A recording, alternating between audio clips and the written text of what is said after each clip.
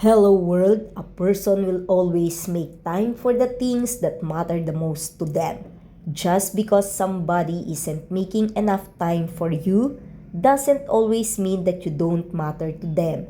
It can mean that they are not able to balance their time or their life in a way that allows them to show up for you in the way that they would like. This could be sign of a person who is struggling to cope emotionally or might have depression, in which case taking time and the initiative to check in with them would show that they matter to you and might be the best way to connect with them and be supportive so that they feel cared for instead of alone and overwhelmed. If, on the other hand, a person is intentionally ignoring you or has pulled away to spend their time with others, then to indicate that they are getting out of the relationship isn't enough for them or that they are getting more out of other relationship. People will always evaluate how much something is worth to them and they will pursue what they consider to be of greater value. You deserve the same kind of love and effort that you give. It doesn't mean that people can or will give you that, but it means that you should only invest yourself in relationship where you are valued and appreciated for who you are and what you bring into the relationship, because that's what gives us meaningful connection and purpose. By Joel Clemons. One of Ama's posts captioned with the sexiest thing about a woman is her mind, the way she thinks, the value she carries, the way she moves through the world. Everything else is just an accent. And yet clothes matter too, lately lost in work. I forgot to be sexy for myself, to dress not for function, but for feeling, to choose fabrics, shapes, details that remind me who I am. It's time to return to that space because confidence lives in the mind, but style is how to whisper to the world. What about you? What does sexy mean to you?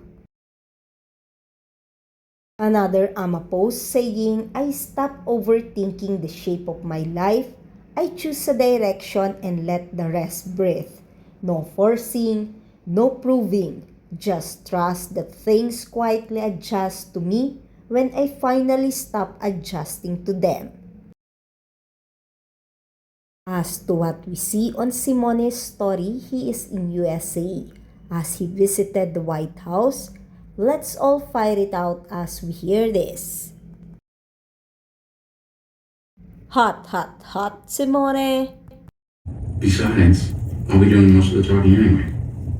In fact, you maybe don't say much. You don't really have to say much. Okay. Like, don't talk at all, maybe. Oh. Bonding time of Mama Ruba with her sister from another womb. Here are every moment of good one as a great team, as a family, well connected to achieve impeccable work, as Michele is versatile, creative and unique, artist who never stop believing in himself.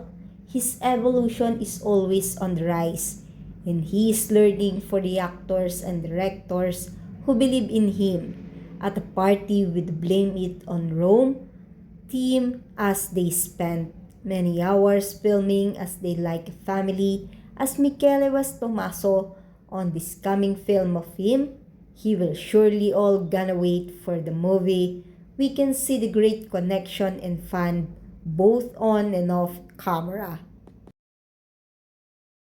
And so as the Winchester landscaper and Key Ali, he is marginalized as an outsider because he is an immigrant and pretend not to speak English. But he understands much more than he's saying. And so appears detached but is deeply concerned about dangerous dynamics within the Winchester household. His tragic backstory involving his sister's abuse shape his protective instinct toward Nina and Millie.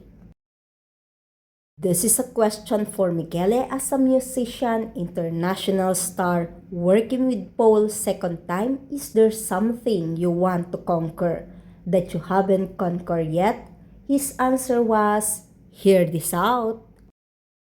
Became a producer myself, so I think one day I would be probably like to, get into the world of the direction more than staying in front of the camera. Let's hear him talk about his first premiere, how inexperienced and not knowing very well meant he didn't have the style, elegance, and experience that these 5 years have given him, but those were still golden moments, and the driving force behind who he is now, while maintaining his dreamy, persevering spirit and a relentless desire to achieve all his dreams with all his talent and passion. For me, it was the first time that was the first premiere of 365 Days in 2020. I was watching the whole film with 2,000 people, and I was in Poland, in Warsaw, and people were so happy at the beginning. They sit on this movie stars, and when the movie was over, people would look at me like, coffee and a cigarette. It was so weird. I swear to God, I was like, okay, they're looking at me in such a weird way. It was, yeah. How Michele called his director. Yeah, actually, Paolo. How Brandon described his character at The Housemaid. It was a lot of fun. It was just a lot of fun. And there's not a lot of characters that you get to play like that that have such polar opposite aspects of their personality that they're consciously, putting out there at times to manipulate and misguide. It's essentially gaslighting everybody. But as an actor, it's a lot of fun just to sort of craft the arc of that character and be very mindful of when you reveal certain aspects. And if you watch it a second or third time, there's definitely like things that I do in the first act, the way I look at something or somebody, or hold a look too long where it kind of foreshadows what's underneath and when it's going to come out and what triggers him. And it's just a lot of fun. Why is Michele got sad this time?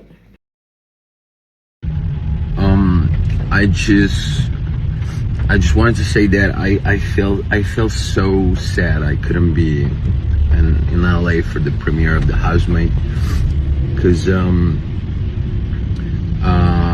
currently filming another project here in Italy, so timing was wrong and I couldn't make it. But anyway, I really hope all the fans of the book are gonna enjoy the film, because it's an incredible project. It's full of crazy stuff and incredible artists, incredible actors, and direction, and photography. So I think you guys are gonna enjoy it so much. And yeah, so sad I couldn't make it. But I love you guys, so enjoy your time over there in LA, and see you soon. Ciao. Oh, wow! Mama Ruba, what happened here? I need to make a selfie.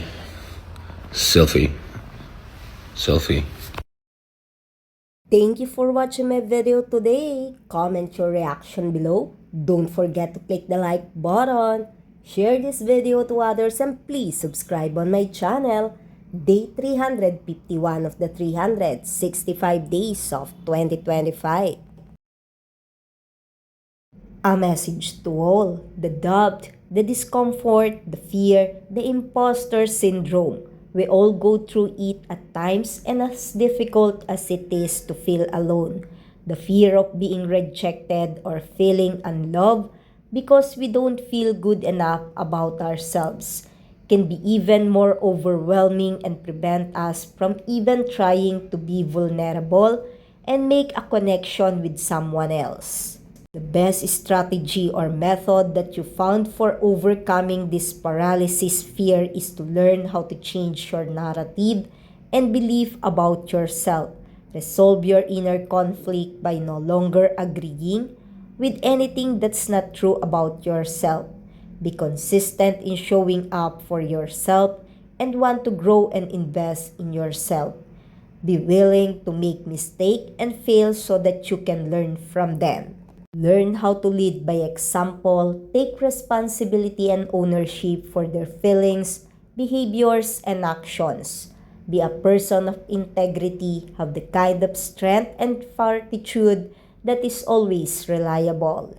It's not about perfection, it's about feeling worthy and deserving of love and connection because you know that you have earned it by becoming the person that you want to be and were meant to be, and you know that you can show up in a relationship without making excuses because you have done the hard work of learning how to show up for yourself.